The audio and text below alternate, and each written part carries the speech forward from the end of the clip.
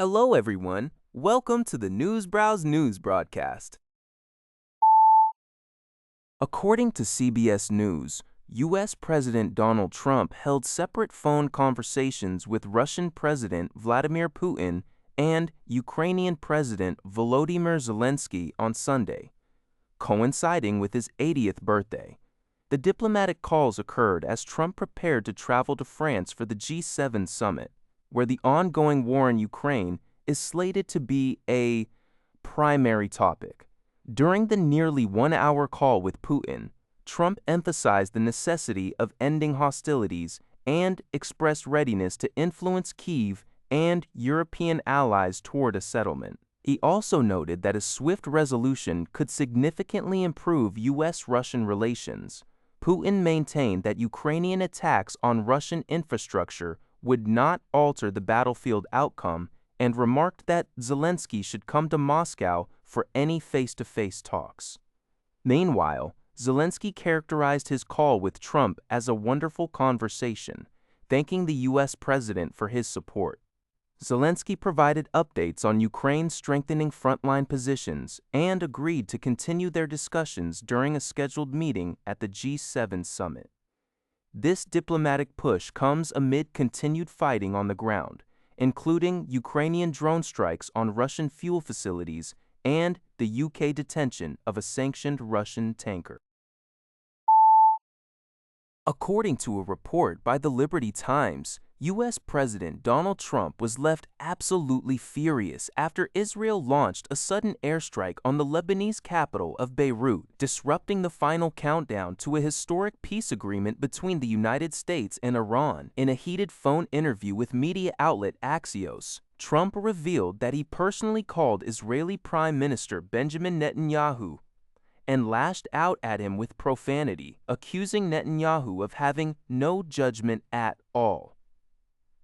Trump expressed immense frustration, explaining that the signing of a Memorandum of Understanding, MOU, with Iran, which was scheduled to take place just 1 hour later, had to be delayed by several hours due to the shockwave of the attack. Despite the last-minute disruption by the U.S. ally, Trump emphasized in interviews with Axios and Fox News that he still fully intends to sign the historic agreement with Iran later in the day.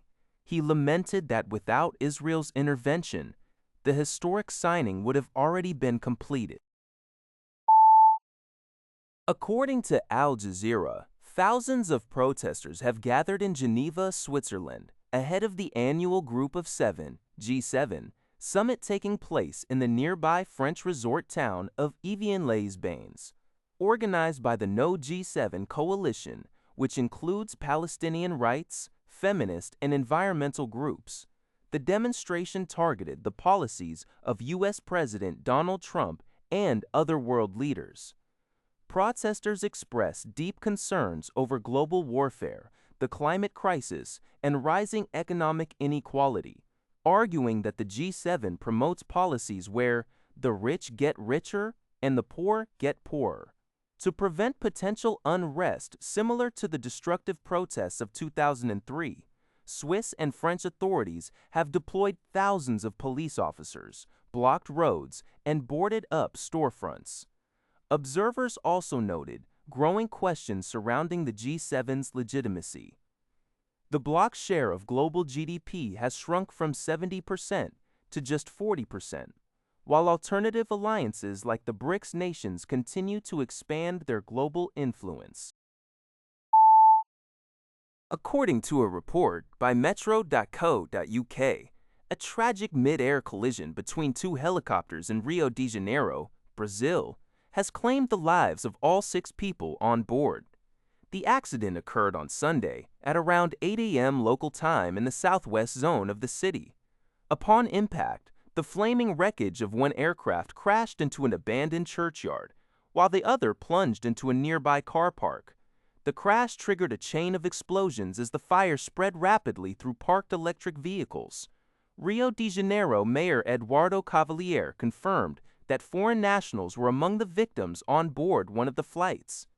Firefighters faced significant challenges extinguishing the blaze due to The lithium-ion batteries in the electric cars, which release highly toxic gases and require substantial amounts of water to put out. The Brazilian Air Force has launched an investigation to determine the exact cause of the collision, as preliminary information remains scarce. According to Al Jazeera, United States President Donald Trump has strongly criticized Israel for launching an airstrike on Lebanon's capital, Beirut, on the very day he claimed a historic peace deal to end the U.S.-Israel war with Iran could be signed.